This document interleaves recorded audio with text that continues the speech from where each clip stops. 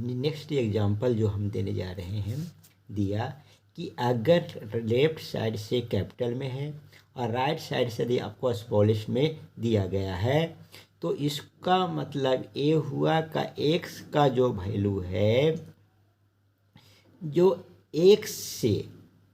X का जो value है जो एक से तो बड़ा है और बराबर भी, क्योंकि बड़ा ब्रैकेट जिसको बोलते हैं इसका मतलब ही होता है इक्वल, राइट।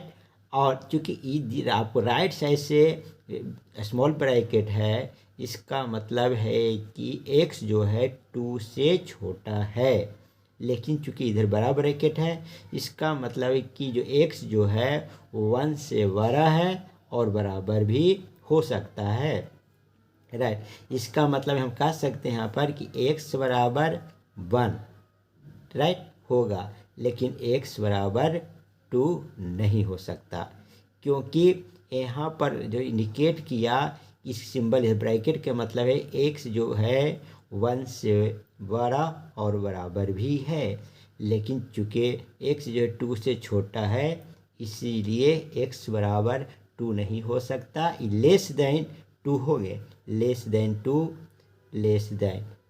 2 मतलब 1.99 तक ही जा सकता है, हो सकता है इसका मेंबर। तो इस तरह से हमने ओपन और क्लोज फिगर जो बताइए सेट जो है उसके बारे में हमने अध्ययन किया अंक दे करके। अब वहाँ पर x का जो वैल्यू हमने क्यों लिखा, बड़ा बराबर छोटा बराबर बराबर, वन साइड जो है बड़ा दूसरे साइड छोटा, फिर दोनों को हमने मिला करके जो अंकों की संख्या दे करके मैंने आपको समझाने की कोशिश किया। अब समझ में हो गया कि इंटरवल में होता है ओपन और क्लोज। अगर 1 to x है और उसको डिनोट करना है तो उसकी जो ब्रैकेट दिया हुआ उसके आधार पर दिखेंगे, कैपिटल में रहेगा, इसका मतलब कि बड़ा है छोटा भी है, बड़ा बराबर छोटा और बराबर भी है, दोनों यदि स्मॉलेस्ट में है इसका मतलब है कि x जो है एक से छोटा है दूसरे से बड़ा है।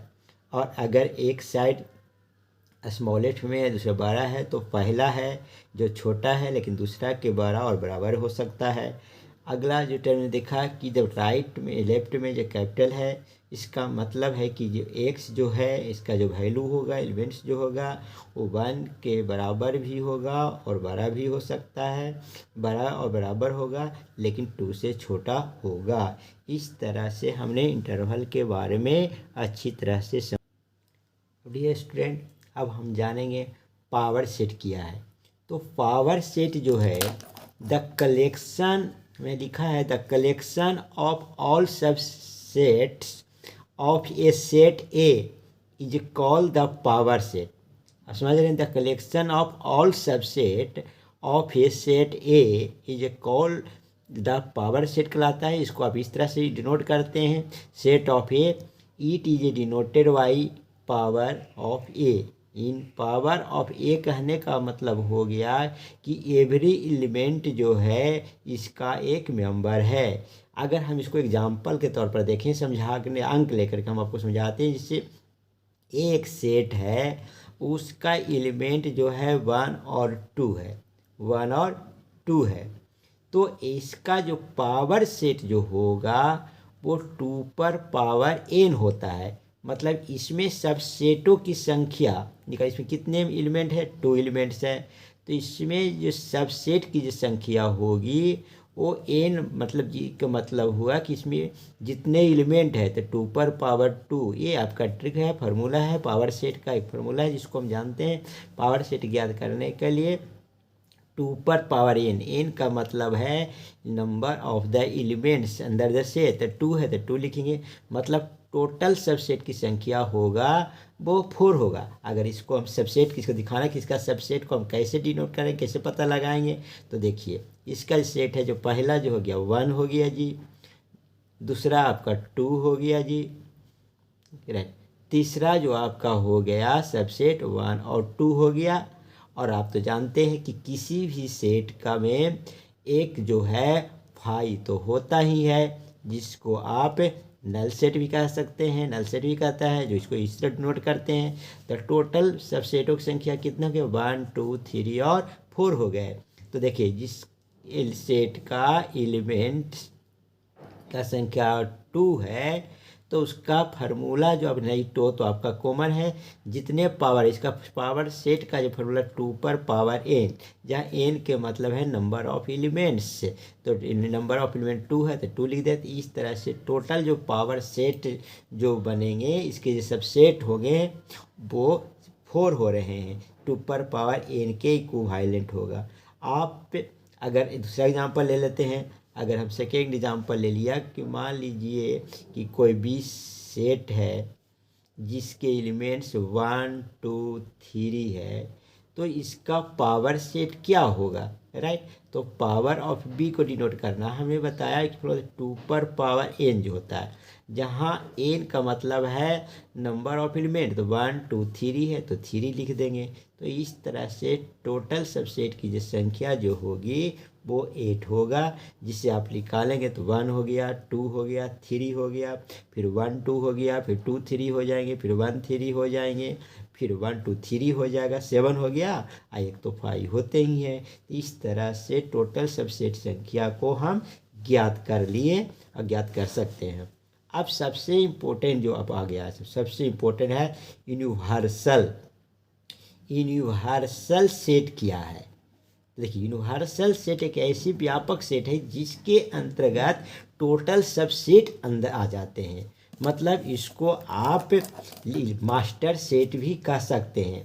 मतलब universal set is a set which has elements of all the related set without any repetition of the element, यानी बिना एलिमेंट्स के रिपीटेशन के सभी सेटों को जिसके अंदर रखा जाए, जिसके अंदर लिख सकते हैं, उसे हम यूनिवर्सल सेट कहते हैं। इसे हम एग्जाम्पल दे के समझाएं तो आपको बेटर ढंग से समझ में आएगा। समझ लेते हैं कि यहाँ पर ए एक सेट है जिसके अंतर्गत 1 2 3 उसके एलिमेंट्स हैं। दूसरा हम सेट ले लेते हैं बी, जिसके अंतर्गत जो एलिमेंट्स हैं 1 2 बी सी, कुछ भी हो सकता है। सी भी एक सेट है, राइट, जिसके अंतर्गत आप लिखते हैं 1 3 बी डी लिख लिया जी। अब इसका यूनिवर्सल सेट क्या होगा? ए बी सी जो है सबसेट कहलाएंगे यू का, क्योंकि ए बी सी का सभी एलिमेंट्स जो होंगे वो यू के अंतर्गत आएंगे, यू के एलिमेंट कहलाएंगे। तो इसमें सबसे पहले लिखने के तरीका क्या है कि अगर ए बी सबसेट है यू का, यूनिवर्सल सेट को हम यू से डिनोट करते हैं। तो उसको सबसे पहले सेट ए में आने वाले एलिमेंट को लिखेंगे जी, 1 2 3 लिखा। उसके बाद ए देखेंगे कि बी को स्टार्ट करें, तो देखेंगे बी में आने वाले एलिमेंट्स में से कौन कौन से एलिमेंट जो हैं ए में मिलते हैं। तो जो ए में मिलते हैं उसे हम छोड़ देंगे, उसको नहीं लिखेंगे। उसके जो अतिरिक्त जो होंगे उसको लिखेंगे, क्योंकि इसमें रिपीटेशन नहीं होता है। तो देखिए 1 2 तो ऑलरेडी मिल चुका है। अब है बी सी जो है नहीं है, तो मैंने लिखा है बी सी लिख दिया। अब देखेंगे ये कंप्लीट हो गया। अब चलेंगे सी में देखेंगे, फिर वे सेम में सी में भी वैसा ही करेंगे कि ए या बी में कौन सा ऐसा वर्ड है जिसमें मिलता है। तो जो मिलता है उसको पहले तो छोड़ देंगे जी। तो 1 है, 3 है तो 3 भी ऑलरेडी आ चुका है, बी है तो बी भी ऑलरेडी आ चुका है, डी जो नहीं आया। तो इस तरह से डी को हम लिख देंगे, यानी कि यू का एलिमेंट जो है, यानी कि यूनिवर्सल सेट का जो एलिमेंट से हैं वो 1 2 3 बी सी डी आएंगे। यानी आप इसको कह सकते हैं कि ए बी सी का सभी एलिमेंट्स से जो है यू में यूनिवर्सल सेट में मिलता है। मतलब ए बी सी जो है सबसेट कहलाएगा यू का, यानी यूनिवर्सल सेट का ये सबसेट कहलाएगा। डियर स्टूडेंट, अब हम जानेंगे ऑपरेशन ऑन सेट। अब इसके हम ऑपरेशन ऑफ सेट, इसके सिद्धांत को जानेंगे कि इसमें आने वाले जो वर्ड हैं, जैसे यूनियन होते हैं। क्या होते हैं? यूनियन। ऑपरेशन ऑन सेट के अंतर्गत हम जानेंगे यूनियन। यूनियन क्या है? यूनियन को हम डिनोट करते हैं ए यूनियन बी। अगर यूनियन वर्ड जो है उसको हम यू से डिनोट करते हैं, इसको लिखते हैं ए यूनियन बी। इसका मतलब ये हो गया कि टुगेदर बट नॉट रिपीटेशन, माने ए और बी को एक साथ कंबाइंड करके लिखते हैं तो वह यूनियन कहलाता है। जैसे इसको हमने जो ऊपर का जो अपने एग्जांपल हमने लिखा था यूनिवर्सल सेट में ए और बी इसी के दिए थे, उसी को आधार लेकर के हम यहाँ पर बताते हैं आपको कि ए यूनियन बी यदि हम लिख रहे हैं तो ए और बी के दोनों का मिला हुआ परिवार होगा। मतलब ए और बी में आने वाले एलिमेंट को हम एक साथ लिखेंगे, सिर्फ ध्यान ये है कि उसे हम रिपीट नहीं करेंगे। तो देखेंगे कि सेट ए में आने वाले जो एलिमेंट थे 1 2 3, तो 1 2 3 है तो पहले हमने लिख दिया 1 2 3। फिर लिखेंगे बी में आने वाले एलिमेंट जो ए में नहीं थे, तो ए में नहीं क्या है? बी और सी, तो हमने बी और सी को भी इसमें शामिल कर लिया। तो ए कहलाएगा ए यूनियन बी, यानी ए का भी सभी एलिमेंट इसमें आ गए और बी का भी सभी एलिमेंट आ गए टुगेदर, जिससे हम ए यूनियन बी कहते हैं। सेम टाइप अगर एक होता है इंटरसेक्शन। इंटरसेक्शन का जो सिंबल है यूनियन का हुआ, इंटरसेक्शन को हम इस तरह से लिखते हैं, यूनियन को यू से लिखते हैं। तो इंटरसेक्शन में इसको लिखेंगे कि ए इंटरसेक्शन बी। तो ए इंटरसेक्शन बी का मतलब हो गया कॉमन एलिमेंट। इसको कैसे समझेंगे? कॉमन, इसको आप लिख सकते हैं कॉमन एलिमेंट से लिख सकते हैं, जो दोनों में मिलता है। तब दोनों में मिलने वाले एलिमेंट को हम कॉमन एलिमेंट कहते हैं। मतलब यहाँ पर आप ए इंटरसेक्शन बी की यदि बात किया जाए तो ए और बी दोनों में आने वाले एलिमेंट, तो हमने देखा ऊपर कि ऑलरेडी हमने एग्जांपल दिए थे कि ए में 1 2 3 है और बी में 1 2 बी सी है। तो दोनों में मिलने वाले एलिमेंट, तो देखिए 1 और 2 जो है ए सेट ए का भी मेंबर है, सेट बी का भी मेंबर है।